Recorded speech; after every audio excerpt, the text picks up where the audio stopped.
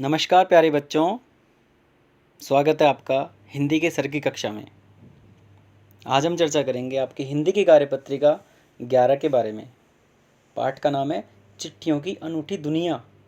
पहला भाग हम पहले पढ़ चुके हैं, आज है अगला भाग। पिछली शताब्दी में पत्र लेखन ने कला का रूप ले लिया। डाक व्यवस्था के सुधार के साथ पत्रों को सही दिशा देने के विशेष प्रयास किए गए। पत्र संस्कृति विकसित करने के लिए स्कूल के पाठ्यक्रमों में पत्र लेखन का विषय भी शामिल किया गया, जिसको हम लिखते हैं छठी क्लास से या हम तीसरी क्लास से ही पत्र लिखना शुरू कर देते हैं। एक प्रश्न आता है कि पत्र लेखन का भारत ही नहीं दुनिया के कई देशों में ये प्रयास चले और विश्व डाक संघ ने अपनी ओर से भी काफ़ी प्रयास किए। विश्व डाक संघ है उसने काफ़ी प्रयास किए।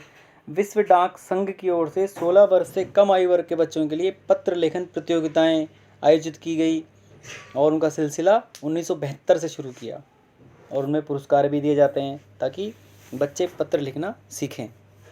यह सही है कि खास तौर पर बड़े शहरों और महानगरों में संचार साधनों का तेज विकास, इंटरनेट, मोबाइल वगैरह और अन्य कारणों से भी पत्रों की आवाजाही प्रभावित हुई है। पत्र कम हो गए हैं, परंतु देहाती दुनिया, गाँव की दुनिया आज भी चिट्ठियों से ही चल रही है। वहाँ आज भी चिट्ठियों का ही, पत्रों का ही इंतज़ार होता है।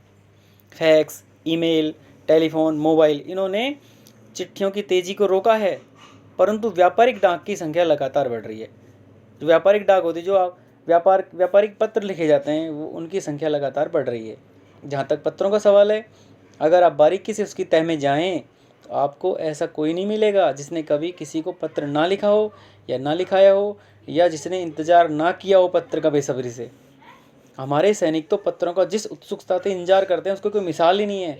आपने कई फिल्में देखी होंगी, उन फिल्मों में सैनिक पत्रों का इंतजार करते हैं। एक गाना भी है, चिट्ठी आई है। तो ये एक मिसाल है सैनिकों के इंतजार की। एक दौर था जब लोग पत्रों का महीनों इंतजार करते थे, पर अब वह बात नहीं है। परिवहन के साधन, आवागमन के साधनों ने दूरी बहुत घटा दी है, समय कम लगता है। पहले लोगों के लिए संचार का इकलौता साधन चिट्ठी था और आज तो मोबाइल, इंटरनेट वगैरह बहुत सारे अन्य प्रकार के साधन विकसित हो चुके हैं।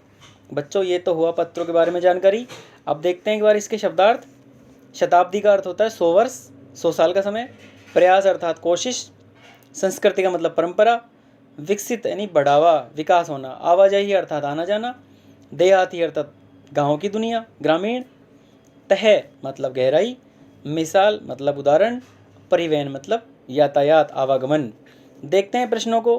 प्रश्न क्रमांक 1, पत्र संस्कृति विकसित करने के लिए क्या क्या किया गया? पत्र संस्कृति विकसित करने के लिए स्कूल के पाठ्यक्रमों में पत्र लेखन को शामिल किया गया। प्रश्न क्रमांक 2, विश्व डाक संघ द्वारा क्या शुरू किया गया और कब शुरू किया गया? विश्व डाक संघ द्वारा 16 साल से कम आयु के बच्चों के लिए पत्र लेखन प्रतियोगिताएं शुरू की गई और 1972 से शुरू की गई। प्रश्न क्रमांक 3, पत्रों की आवाजाही क्यों प्रभावित हुई? संचार के साधनों के तेज विकास और अन्य कारणों से पत्रों की आवाजाही प्रभावित हुई है। प्रश्न क्रमांक 4, सैनिक पत्रों का उत्सुकता से इंतजार क्यों करते हैं? बच्चों, सैनिक अपने परिवार से दूर ऐसी जगह रहते हैं जहां संपर्क का साधन केवल पत्र है, मोबाइल वगैरह कुछ भी नहीं, इंटरनेट वगैरह। ऐसी चोटी, पहाड़ों की चोटियों, बर्फ़ों में तो केवल पत्रों का ही वो इंतजार करते हैं। प्रश्न क्रमांक 5, पंडित जवाहरलाल नेहरू जी के अनुसार हजारों साल पहले संचार के साधन क्या थे और बदलते बदलते क्या हो गए? पंडित जवाहरलाल नेहरू के अनुसार हजारों साल पहले संचार के साधन हरकारे यानी तेज दौड़ने वाले व्यक्ति और घोड़े थे, और बदलते बदलते आज मोबाइल, इंटरनेट वगैरह बहुत सारे साधन हो गए हैं। प्रश्न क्रमांक 6, ये गतिविधि पर आधारित प्रश्न है। किसी सैनिक को आपको पत्र लिखना है। यदि आपके परिवार, आसपास या रिश्तेदारों में कोई सैनिक है तो आप उनके नाम का प्रयोग इस पत्र में कर सकते हैं। तो हमें पत्र लिखना है उन सैनिक को, उनके हालचाल पूछने। ये पत्र लिख के आप मुझे बताएंगे। तो ये तो हुआ आपका कार्यपत्रिका पर चर्चा। और अब देखिए, अगर आपको कोई अभी भी समस्या रह गई है तो आप निम्न उत्तरों की सहायता अवश्य ले सकते हैं।